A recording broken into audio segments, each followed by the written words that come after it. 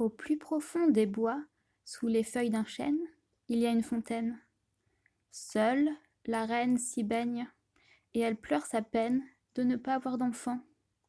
3 larmes tombent dans les eaux sombres. À la troisième, une petite grenouille surgit du fond de l'onde. Ne pleurez plus, madame, déclare la rainette. Je vous fais la promesse que vous aurez bientôt l'enfant qui manque à votre cœur. Mais ce jour-là, n'oubliez pas de remercier votre nouvelle amie, la fée de la fontaine.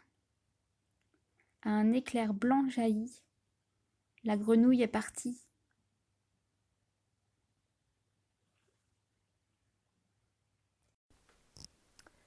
Papa s'asseyait lorsque Mamie a brusquement tendu les bras pour attraper la Charlotte. Elle a renversé sur Papa la crème anglaise que tendait Maman, et Papa a expédié le coulis de framboise sur Mamie. « Oh, je suis tellement désolée !» a gémi Mamie. « Je ne vous ai pas raté non plus !» a répondu Papa, qui s'essuyait le visage avec sa serviette. Papa est allé changer de chemise, et Maman a accompagné Mamie jusqu'à la salle de bain. Puis, elle est allée dans sa chambre lui chercher des vêtements de rechange. Mamie était trop drôle dans les habits de Maman.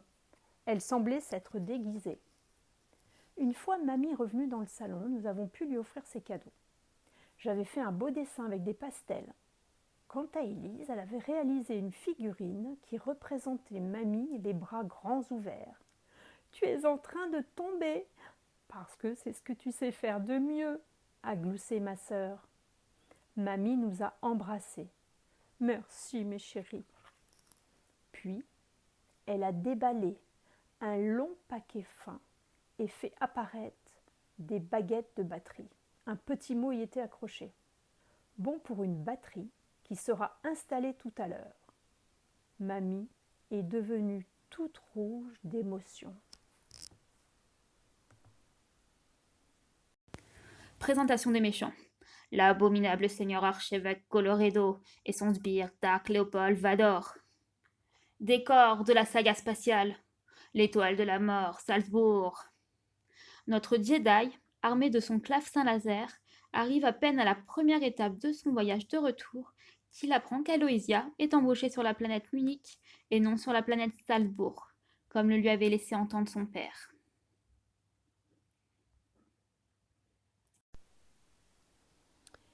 Écoute bien et fais très attention car ce n'est pas simple. Ce soir, en retournant chez toi, demande à la sorcière qu'elle te donne la grenouille à cheveux. Elle sera bien embarrassée car la grenouille à cheveux, c'est la sorcière elle-même. Et la sorcière n'est rien d'autre que la grenouille à cheveux qui a pris forme humaine.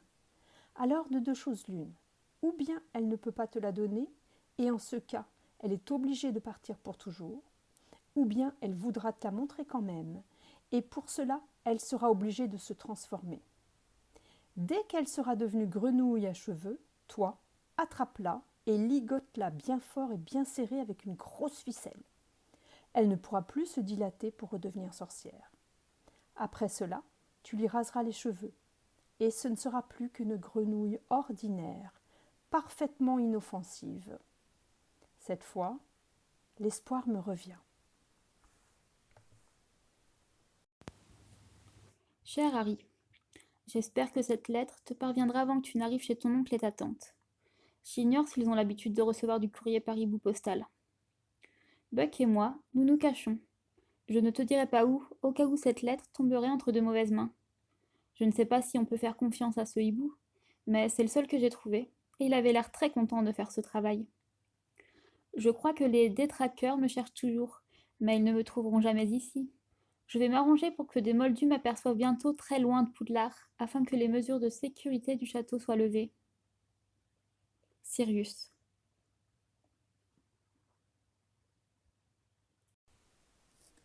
Mon pauvre père mourut brusquement ce soir-là, ce qui me fit immédiatement oublier tout le reste.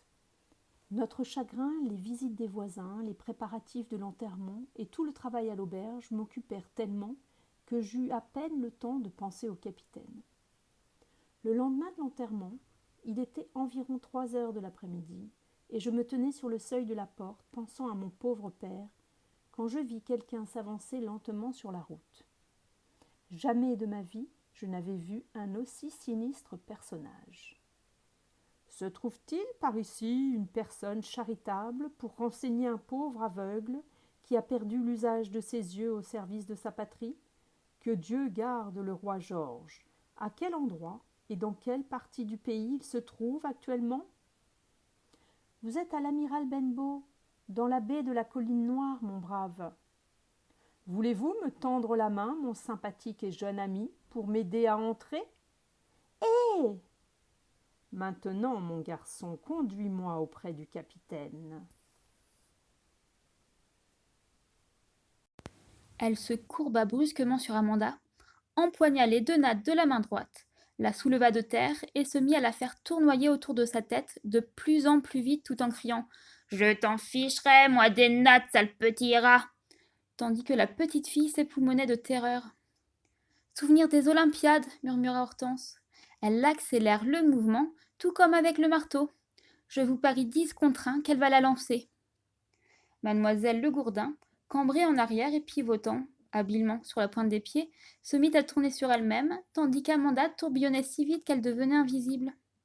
Soudain, avec un puissant grognement, l'ex-championne du marteau lâcha les nattes, et Amanda fila comme une fusée par-dessus le mur de la récréation, s'élevant vers le ciel.